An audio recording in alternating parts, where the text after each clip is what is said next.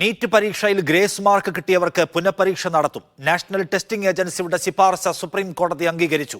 1563 പേർക്ക് പുനഃപരീക്ഷ ഈ മാസം 23-നാണ്. കൂടുതൽ വിവരങ്ങളുമായി തൗഫീഖ് അസ്ലം ചേരുന്നു ഡൽഹിയിൽ നിന്ന്. തൗഫീഖ്, എന്താണ് സുപ്രീം കോടതി ഇപ്പോൾ നിർദ്ദേശിച്ചിരിക്കുന്നത്?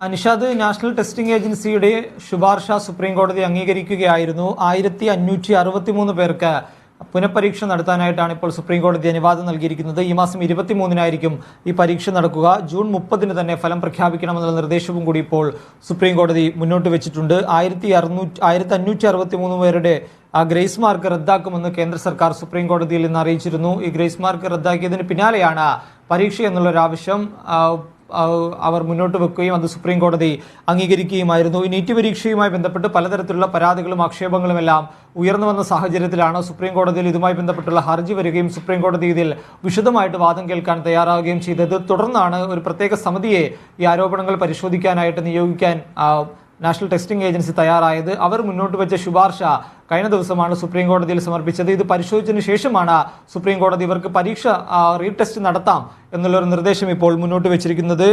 പ്രത്യേകമായി ഇതിലൊരു നമ്മൾ മനസ്സിലാക്കേണ്ട ഒരു കാര്യം, 67 പേർക്കാണ് ഇത്തവണ നീറ്റ് പരീക്ഷയിൽ 1-ാം റാങ്ക് ലഭിച്ചത്. അതിൽ 47 പേർക്ക് ഗ്രേസ് മാർക്കിലൂടെയായിരുന്നു 1-ാം റാങ്ക് ലഭിച്ചത്. അതായത് 67 പേരിൽ 47 പേരുടെ ഗ്രേസ് മാർക്ക് ഇപ്പോൾ കേന്ദ്ര സർക്കാർ റദ്ദാക്കിയിരിക്കുകയാണ്. അവർ ഇനി വീണ്ടും പരീക്ഷ എഴുതിയാൽ മാത്രമേ അവരുടെ പുതിയ സ്കോർ അവർക്ക് ലഭ്യമാവുകയുള്ളൂ. ഒരുപക്ഷെ ഇവർ പരീക്ഷ എഴുതിയില്ല എങ്കിൽ അവർക്ക് പരീക്ഷയിലൂടെ എഴുതി ലഭിച്ച മാർക്ക് മാത്രമേ ഉണ്ടാവുള്ളൂ. പകരം ഈ ഗ്രേസ് മാർക്ക് ഇവർക്ക് നഷ്ടമാകുമെന്ന് കൂടി ഇപ്പോൾ സുപ്രീം കോടതി അറിയിച്ചിട്ടുണ്ട്. 1563 പേര് ഇനിയിപ്പോൾ പരീക്ഷ എഴുതേണ്ടി വരും. ഒരുപക്ഷെ അവർ പരീക്ഷ എഴുതിയില്ല എങ്കിൽ അവർക്ക് ഗ്രേസ് മാർക്ക് ലഭിക്കില്ല.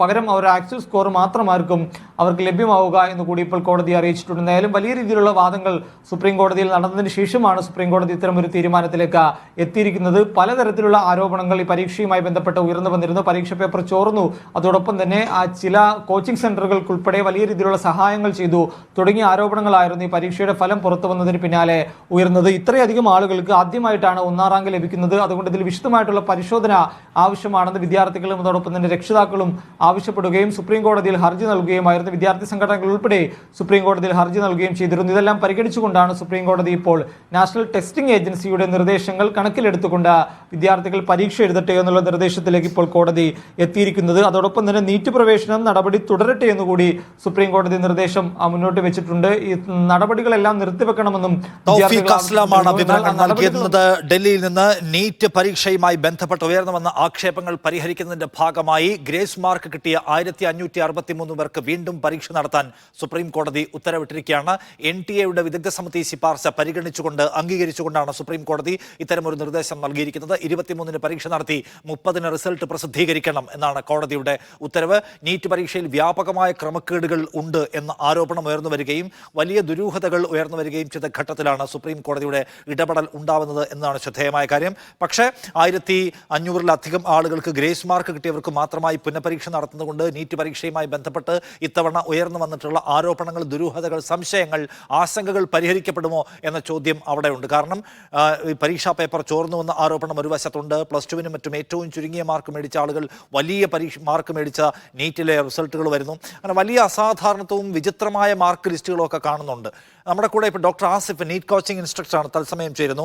ഡോക്ടർ ആസിഫ്, സുപ്രീം കോടതി നടത്തിയിട്ടുള്ള ഇടപെടൽ ഇപ്പോഴത്തെ വിശ്വാസ്യതാ പ്രശ്നം പരിഹരിക്കാൻ എന്തുമാത്രം പ്രയോജനപ്പെടുന്നതാണ്?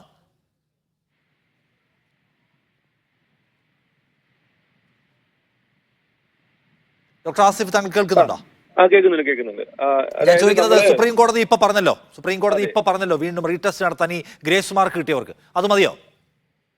ആക്ച്വലി നമ്മളിപ്പം എല്ലാവരും സംയുക്തമായിട്ട് ഒരു പ്രതിഷേധം ഉയർത്തി അതില് അപാകത വന്നിട്ടുണ്ട് എന്നുള്ളത് ആദ്യം NTA പിന്നെ അത് അംഗീകരിച്ചിട്ടില്ലെങ്കിൽ പോലും പിന്നീട് അത് അംഗീകരിച്ചു. അതിനുശേഷം നമുക്ക് നല്ലൊരു റെസ്പോൺസാണ് വന്നിട്ടുള്ളത്. കാരണം ഈ ഗ്രേസ് മാർക്ക് കിട്ടിയ ആൾക്കാർക്ക് ഒരു പുനർപരീക്ഷ എന്ന് പറയുന്ന സമയത്ത് കുറെ ആൾക്കാർക്ക് കുറെ സ്റ്റുഡൻസിന് നല്ല രീതിയിലുള്ള ഒരു ആവലാതി ഉണ്ടായിരുന്നു. ഇനിയും പഠിക്കേണ്ടി വരുമോ, അല്ലെങ്കിൽ ഇത്രയും വലിയൊരു എക്സാം നടത്തുന്ന സമയത്ത് ഈ ഒരു എൻട്രൻസ് ബന്ധപ്പെട്ട ആൾക്കാർക്ക് നല്ല കൺഫ്യൂഷൻ ആയിരുന്നു. അപ്പം എല്ലാത്തിനും പരിഗണിച്ചിട്ട് നല്ല രീതിയിലുള്ള ഒരു റെസ്പോൺസ് ആണ് NTA-ന്നും സുപ്രീം കോടതി വന്നിട്ടുള്ളത്. അപ്പം ഇതുവരെയുള്ള നീറ്റിന്റെ റിസൾട്ട് കംപ്ലീറ്റ് ക്യാൻസൽ ചെയ്തിട്ട് ജൂൺ 23-ാം തീയതി ഒരു എക്സാം നടത്തി ജൂൺ 30 റിസൾട്ട് വന്നിട്ട് കംപ്ലീറ്റ് റിസൾട്ട് നോർമലൈസ് ചെയ്തതിനു ശേഷം റീപബ്ലിഷ് ചെയ്യാ റിസൾട്ട്. അതും കൂടി ഇതിന് കൂടെ ആഡ് ചെയ്യുന്നുണ്ട്. അല്ല ആസിഫ്, ഞാൻ ചോദിക്കുന്ന ഒരു കാര്യമുള്ളത്, ഈ ഗ്രേസ് മാർക്ക് മാത്രമാണോ ഇതിനകത്ത് ഉണ്ടായിരുന്ന ഒരു ആശങ്കയും ഒരു പരാതിയും? ആക്ച്വലി നമുക്ക് അതിൽ എവിഡന്റ് ആയിട്ട് കിട്ടിയത് ഗ്രേസ് മാർക്ക് മാത്രമാണ്. അതായത് പിന്നെ ക്വസ്റ്റ്യൻ പേപ്പർ ചോർന്ന രീതിയിൽ നമുക്ക് മനസ്സിലായിട്ടില്ല. അതിനൊരു എവിഡന്റ് ആയിട്ട് കുറെ ഫേക്ക് ആയിട്ട് കുറെ കാര്യങ്ങൾ നടന്നെങ്കിലും അത് ഒബ്വിയസ്ലി പ്രൂവ്ഡ് അല്ല. നമുക്ക് ഒബ്വിയസ്ലി മനസ്സിലാക്കുന്നത് എന്താണ്, 715 അല്ല 719 718 വരുന്ന സമയത്ത് ഗ്രേസ് മാർക്ക് കിട്ടി നമുക്ക് എവിഡന്റ് ആയി. അപ്പൊ അതിലാണ് നമുക്ക് ആ ഒരു പോയിന്റിലാണ് നമുക്ക് ഈ ഒരു റീപബ്ലിഷ് ചെയ്യാനും അല്ലെങ്കിൽ ഇത്രയും പെർട്ടിക്കുലർ നമ്പർ ഓഫ് സ്റ്റുഡൻസിന് റീ എക്സാം നടത്താനും നമുക്ക് ആവശ്യം ഉന്നയിക്കാൻ പറ്റിയത്. ബാക്കി എന്തൊക്കെയാണ് ഹിഡൻ ആയിട്ട് നടന്നത് നമുക്ക് അതിൽ എവിഡന്റ് ആയിട്ട് മനസ്സിലാക്കാൻ പറ്റുന്നില്ല. ഇപ്പം കറന്റ്ലി ഉള്ളത് വെച്ചിട്ട് ഏറ്റവും ബെസ്റ്റ് സൊല്യൂഷനാണ് വന്നിട്ടുള്ളത്. യെസ്, സുപ്രീം കോടതി വിധി ആശ്വാസം നൽകുന്നതാണ് എന്നാണ് ഡോക്ടർ ആസിഫിന്റെ പ്രതികരണം. Thank you.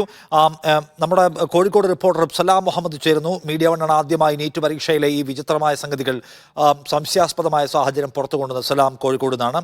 സലാം, ഇപ്പോൾ വന്നിട്ടുള്ള സുപ്രീം കോടതി വിധി ഈ പരാതി എന്തുമാത്രം പരിഹരിക്കുന്നതാണ്? നിഷാദ്, പ്രധാനമായും ഈ നീറ്റിൽ ക്രമക്കേട് നടന്നു എന്ന ഒരു ആരോപണത്തിന് പിന്നിലായി വിദ്യാർത്ഥികൾ ചൂണ്ടിക്കാണിച്ച കാര്യങ്ങൾ, ഒന്ന് സാധാരണഗതിയിൽ ലഭിക്കാനിടയില്ലാത്ത മാർക്കുകൾ വിദ്യാർത്ഥികൾക്ക് ലഭിച്ചു എന്നുള്ളതാണ്. ഇതിൽ 2 വിദ്യാർത്ഥികൾക്കാണ് 718 719 എന്നിങ്ങനെ മാർക്ക് ലഭിച്ചത്. ഇത് സാധാരണഗതിയിൽ ലഭിക്കാനിടയില്ലാത്ത മാർക്കുകളാണ്.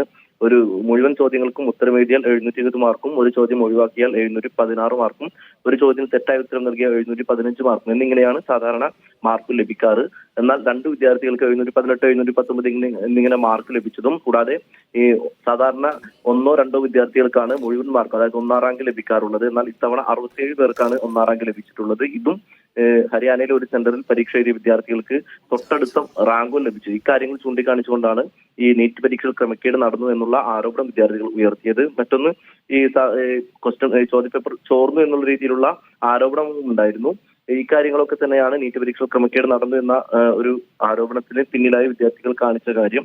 എന്നാൽ ഇതിൽ നാഷണൽ ടെസ്റ്റിംഗ് ഏജൻസി പിന്നീട് വിശദീകരണമായി രംഗത്തെത്തിയത് 1563 പേർക്ക് ഗ്രേസ് മാർക്ക് നൽകിയതുമായി ബന്ധപ്പെട്ടാണ് ഇത്തരത്തിൽ അസാധാരണ ഒരു മാർക്ക് ലഭിച്ചതായി വിദ്യാർത്ഥികൾക്ക് ലഭിച്ചത്.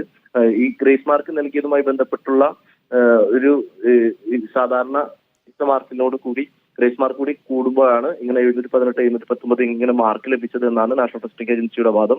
ഇതിന് ആധാരമായി പറഞ്ഞിരുന്ന ഒരു സുപ്രീം കോടതി ഉത്തരവ് എന്ന് പറയുന്നത് 2018 കോമൺ ലോ അഡ്മിഷൻ ടെസ്റ്റുമായി ബന്ധപ്പെട്ടുള്ള ഒരു ഉത്തരവാണ്. അതുകൊണ്ട് തന്നെ ഇത് നീറ്റ് പരീക്ഷയ്ക്ക് ബാധകമാകുമോ എന്നതാണ് ആദ്യമായി നിയമവിദഗ്ധർ ചൂണ്ടിക്കാണിച്ച ഒരു കാര്യം. സലാം മുഹമ്മദാണ് കോഴിക്കോട് നിന്ന് വിവരങ്ങൾ നൽകിയത്.